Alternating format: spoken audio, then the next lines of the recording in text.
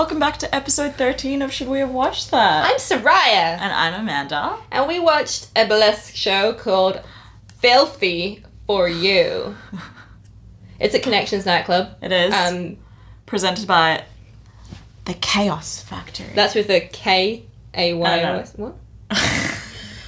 Yeah, I said... What?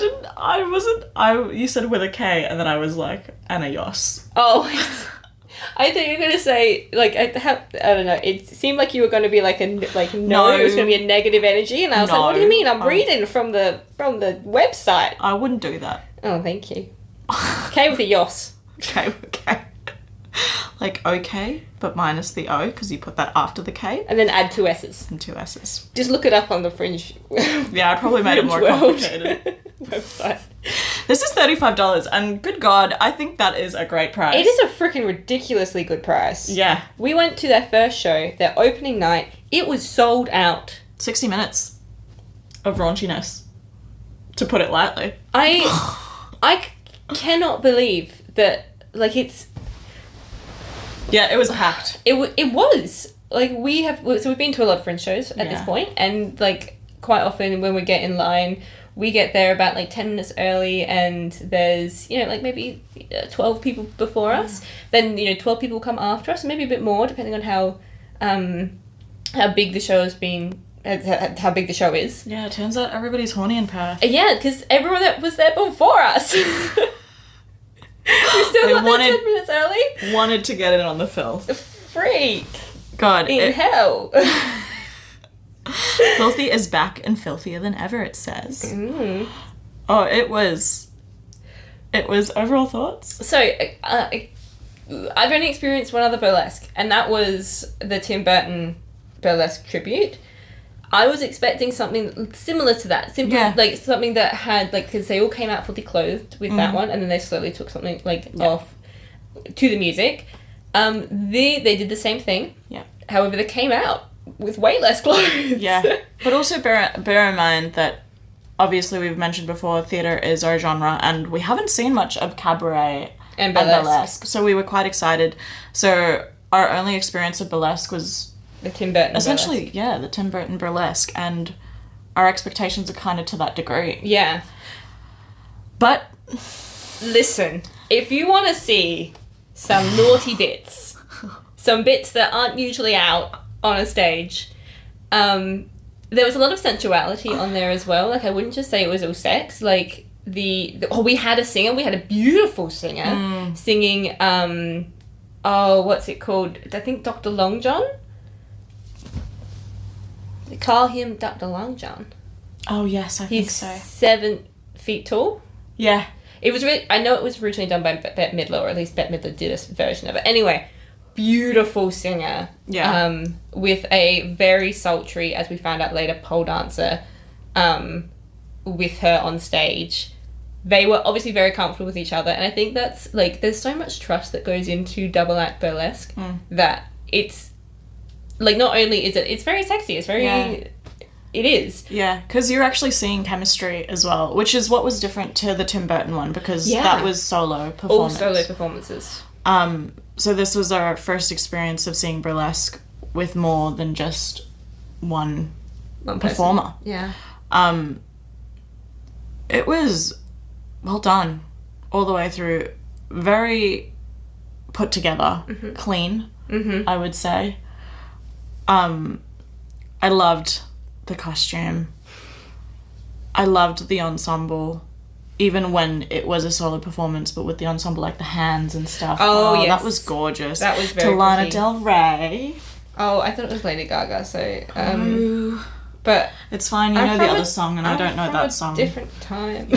She's literally a year older than me, but we live in different worlds. In time periods.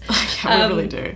I thought it was really cool having a transgender host, like transgender drag queen host. Mm-hmm. That was like... What was her name? JJ? Wasn't it? I can't remember. There were so many names that they gave us. I think it was like Virginia something. Brilliant. And she was like, cool, you can, now that we're friends, you can call me JJ. Yeah. Brilliant. It's so funny watching them bounce off the audience, because they make comments about, you know, people who are uncomfortable with it and people who are all for it. Yeah. The microphone bit. Oh my god. There were just so many standout moments. Like, these were performers. Yeah.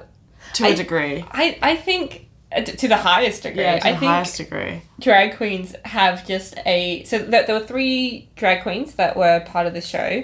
And we had 2 men and I want to say 4 or 5 women. I think so. We filthy exclamation mark and then filthy again 7, 8. 7. However, I don't know if the comedy drag queen was part of that first number. The one with the toilet? Yeah. I loved that. I hated it. That's the because one bit you I get didn't like. secondhand embarrassment really badly. I hate toilet humour. I don't find it funny. So that's just a me thing. I know that you and the other person that we went with really found that very, very funny. But that's just a me thing that I don't... Look, people are already mad at me for not liking toilet humour. I had some visceral... Don't get me wrong. Like, I had some visceral reactions to that. Where it was a bit like... Bleh. Yeah. But I know exactly the point you mean. Yeah. But, I thought it was so entertaining. Like, I was like, go off, queen.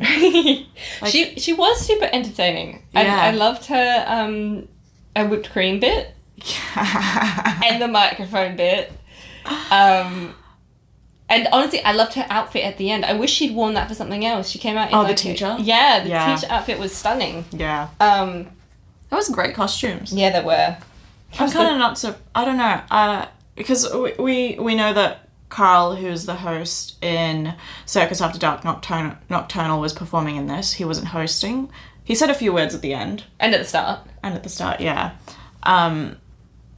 So I think I kind of thought, okay, this has to be to the same degree as Circus After Dark, which we were so impressed by. Mm-hmm. And so I think we went in with it kind of already like, I would say high expectations. Yeah. Because we'd seen Carl do a burlesque in Circus After Dark. Yes. And he was great in that. Yeah. And they stayed up there. Yeah. I did miss, I will say, like, because Carl was so unexpected and so, like... charismatic. In Circus After Dark as a host, but then also his burlesque was something so different.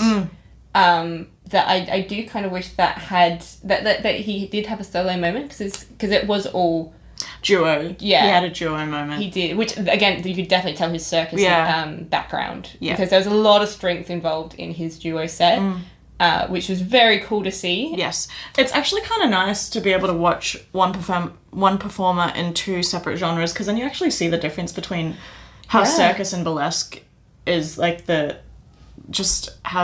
not I guess majorly different because it still kind of requires major strength. Mm-hmm. But it's just nice to be able to put those connections together of how it is different. Yeah. No, I agree with that. Yeah. I like seeing Carl again. He's a great soul. Yeah. He lost his nipple sticker at the end and it was a bit funny. He was a bit like, about it. But it was a hot night. It was so hot. Connie's was pumping out that aircon. There were so many people in that room. I was sweating. I was also sweating. Not just from the show, but also just heat-wise. Oh, I see. It's like, what do you mean not just from the show? It's a hot show. It is a hot show. I feel like there is a moment in the show which they did say that we'd see some dicks. Listen. We saw some dicks. We saw some dick. Helicoptering. Which, the bit that I find funniest about that is that that's the only part of the show that man was part of. I didn't even think of that. What a debut. He didn't even really want to come out for a bow. Like, that's so funny. But he was clearly enjoying himself. Yeah. Like, not clearly, that's not what I mean. Full frontal moment. He was just having he was having fun. Yeah, he certainly was. Everyone was having fun. I was having fun. I couldn't stop bopping. I mean, the tunes were great. Yeah, we were both dancing. Yeah, in our seats. at our little table. Yeah. By the bar with a lot of water. I kept going back for water because I was so can't thirsty. believe this is... I didn't realise that it was only $35 as well. I think this is such a worthwhile show to get to. It really is. And it's, like... Especially the first night, it had such charisma. Because they also said during the show that this is essentially their tech run. They haven't done a tech run. And it was already quite clean. Like, I wouldn't say it was perfect, but... I think it's only going to get better. Yeah, surely. exactly. So... Yeah. I would encourage people to go, and like if it's already a sellout show for the first night, like God, they have places to go, like as places to go. That's not what I mean. Like the trajectory is trajecting. Yeah, that word. It's on an upward direction. It's going upwards. I would say the only thing that I would comment on. There was a moment where, like, I'm not even a negative. It wasn't even that big of an issue. I just noticed that a few sets where it wasn't, the pole, I thought were a little bit repetitive. Like, it was, motifs, like a chorus almost that they did dance-wise. Yes, I did notice that too. And that would be the only... qualm. Oh, no, I wouldn't even say that's even a big deal. Because they did have interesting things between that, and it was almost like them going back to this motif was them having a bit of a rest because they were doing very physical things on stage. And even the motif was quite a lot during. Are you thinking about the drag queen in the center one with the two boys? Because that was like, I'm doing the movement she can't see. Yeah. But it was very quick. Yeah. Also, I would say the Carl and his mate. In the duo, I don't know his name. We don't know the other one. We only know Carl. That because they went down, Yes. Like that was rhythmical. Yeah. And I noticed that a few times, but again, like it wasn't that big of a deal. Like I just noticed it. Yeah. One thing that I didn't love was that there's another duo that came on later, the kind of BDSM girls. Oh yes. The thing that I didn't love about them was that they did a few floor moves. And I think really only the first 3 rows would have been able to see that. Yeah, we were quite far back. We were maybe 10 or 12 rows back. And we were on high chairs as well. Yeah, so we thought we would have had a better view of the floor work. But yeah, I couldn't actually see them. No, me neither, because I'm shorter than you. Yeah. Okay, well. Set minimal. It was minimal, but they used the stage as well as the walkway. Yeah. The walkway between the audience members. Yes. So they expanded on that. Yeah. And it worked. It did. I did like the minimal set that they did exchange. That they had a chaise lounge at one point. They had two very sturdy chairs for the circus boys. They had a pole. They had a mini toilet. They had like the those ballet bars. Yeah. As well. Oh, I think it's just called bar, right? Barre. Yeah. The bar. Well, the bar that they use in ballet. I think that we are always going to be impressed with people's flexibility, and I believe her name was Ruby, who was on the pole. She just okay. So I did pole when I was 18. I did some pole lessons, and there are a lot of inversions and stuff that you can do that are not very technically challenging. Because I think you mentioned that in another episode. Yeah, in the Circus After Dark one, I think. But what Ruby did was very difficult. Her flexibility was... She overextended in splits. And the moment where she had her legs and she released her arms... Yes. That was just... Do you mean when she was overextending in her splits and then had her arms out? Yeah, but not full splits. Oh, was it full splits? It was just her legs were locked into the bar and then but she wasn't just split. She was so if legs like this, she was further back. Oh yeah, it was hyperextended. Yeah. It was incredibly impressive. She was also very flirty and kind of saucily funny throughout her other sets. But in the first ensemble piece, the opening piece, she did this thing where she kind of tapped herself, I'm not going to say where. But the person... I think you can kind of put it together in that tone. But the person we were next to hadn't seen a burlesque before, and he was like, oh, okay. Whereas it made us giggle and made them slightly be like, oh, okay, this is what the show's going to be. Okay. What an introduction. Yeah. Anyway, loved Ruby. Thought she was great. Phenomenal. It's just... Pole dancing it requires so much strength as well as flexibility, and it always impresses me. Yeah. It impresses me so much how like, I think people take it for granted how strong you have to be to achieve these moves. Yeah. And Ruby was just super, super strong. Yeah, she was definitely a standout. I mean, she was the finale of the show as well. And I think rightfully for a good reason. so. Yeah. Lighting was pretty standard, I would say, for their performances. Mm-hmm. But they also did turn on, like, kind of... dance one? But also, when the host was on and we were interacting with the audience, they kind of turned on some of the, minimally. The house lights kind of thing. But not all of them. Yeah. Not but enough it was to take coloured you out as of well. It. Yeah. So it just kind of was a rite of passage that, like, okay, now audience, you're involved. Yeah. Let's speak up, let's interact. Yeah. Oh, speaking of interaction, if you do go, please think of some kind of dirty story to share as they are setting up the poll behind the curtain. We went and they were like, oh, we'll go to Reddit because no one feels particularly, sherry tonight. So, the Reddit stories that they shared were pretty boring. Yeah, although...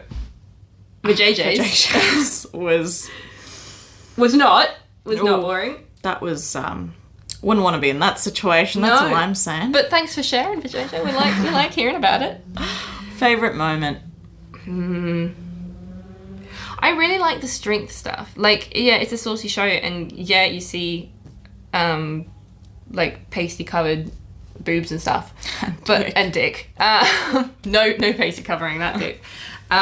Full frontal. But, like, the strength stuff is really impressive to me, and so I think probably the double act with Carl and his mate, I think that was my favourite bit. Yeah. And then also Ruby. Ruby as a whole throughout the entire show, I thought she was really watchable the entire time. She had agree. Great movement, great flow to her. Yeah, I agree. I would say that Ruby was, I think, my favourite as well throughout the whole show. There was something about her that was just very captivating. Yeah. And also, like Sass is saying, just the amount of strength that one has to have to be pulling off the moves that she does. Yeah, that proficient. And mobility as well. Like, holy cow. And the hyperextensions. It was just ridiculous. I think my legs were, like, shaking just thinking about it. I would love to, but... hamstrings are not it, unfortunately. Oh, sorry, the dog has joined us, guys. Sorry. If you hear some panting, that's why.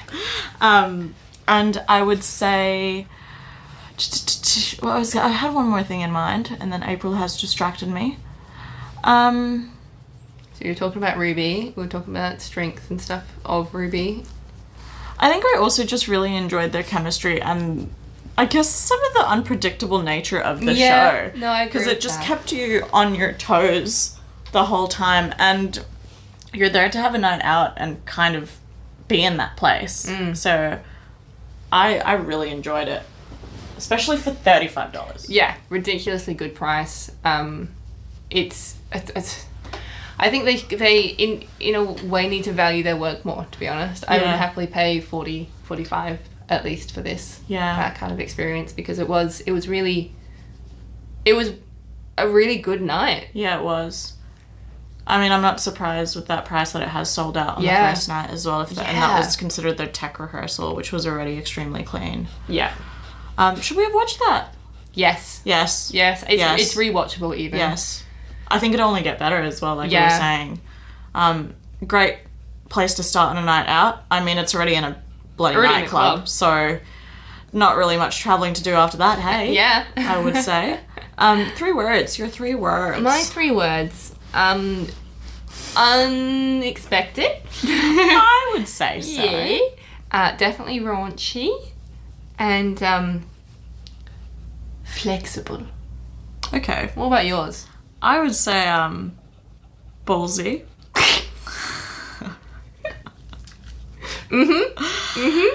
both figuratively and literally. Explicit. Yes. That wasn't my last word. Yes was not my last word. It could have been. Yes. Yes, queen, even. Put a hyphen between that. And risque. Yeah. Risque. Risque. Which it was. And it was a lot of fun. But, you know, I'll have those 3. Yeah. Now. Yeah. Toss those other words in there just for a sprinkle of extras. But yeah, that kind of closes today's episode. This was episode 13 of Should We Have Watched That?